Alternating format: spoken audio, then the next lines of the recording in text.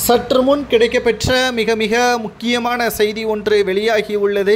எடப்பாடி பழனிசாமி பச்சை துரோகி என்று தேமுதிகவின் பொதுச் செயலாளர் பிரேமலதா விஜயகாந்த் அவர்கள் தெரிவித்திருக்கிறார். இனி அதிமுகவுடன் கூட்டணி கிடையாது என்பதை கூறும் விதமாக அதிமுகவின் மிக முக்கியமான நிர்வாகிகளை சந்தித்து ரகசிய சந்திப்பின் முடிவில் கிடைக்கப்பெற்ற தகவலை தான் நாம் இந்த வீடியோவில் பதிவு செய்கிறோம். ஏனென்றால் தேமுதிகவிற்கு கொடுப்பதாக கூறிய ஒரு மாநிலங்களவை சீட் கடைசி நேரத்தில் மீண்டும் மறுக்கப்பட்டதாகவும், ஏற்கனவே கடந்த சில வாரங்களுக்கு முன்பாக தேமுதிகவிற்கு மாநிலங்களவை சீட் கிடையாது என்று பேசியிருந்தார் எடப்பாடி.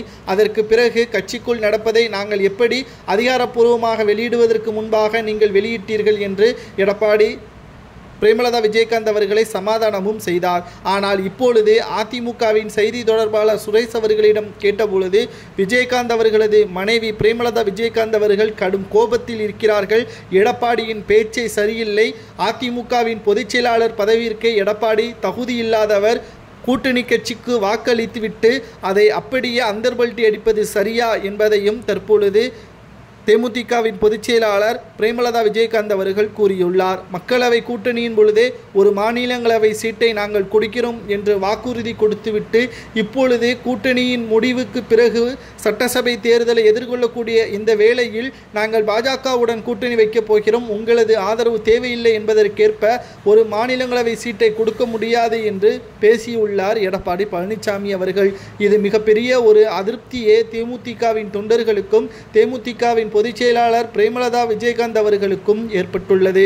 பாஜகவின் கூட்டணியை அதிமுக வைத்தாலும் பாஜகவின் தொண்டர்கள் எடப்பாடிக்கு ஓட்டுக்களை செலுத்த மாட்டார்கள். எடப்பாடி ஒரு பச்சை துரோகி, நம்பிக்கை துரோகி என்றும் தற்பொழுது பேசியிருக்கிறார் பிரேமலதா.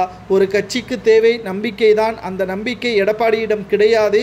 அதிமுக இதுவரை சம்பாதித்த அனைத்து நற்பெயரையும் எடப்பாடியால் இழக்க நேரிட்டது என்றும், செங்கோட்டையனும் ஓபிஎஸும் தான் அதிமுகவின் சிறந்த தலைவராக செயல்படக்கூடியதற்கு தகுதியானவர்கள், எடப்பாடி நிச்சயம் அதிமுகவை இழுத்து மூட வைத்து விடுவார் என்றும் கடும் கோபத்தில் பிரேமலதா விஜயகாந்த் அவர்கள் அதிமுகவின் மூத்த நிர்வாகிகளிடம் பேசியிருப்பதாக தகவல்கள் தற்பொழுது கிடைக்கப்பெற்றுள்ளது.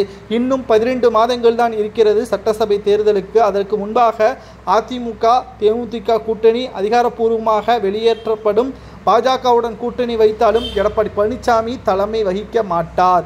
உங்களது கருத்துக்களை கூறுங்கள். தேமுதிகவிற்கு கொடுப்பதாக கூறிய ஒரு மாநிலங்களவை சீட் எடப்பாடி பறித்தது சரியா தவறா?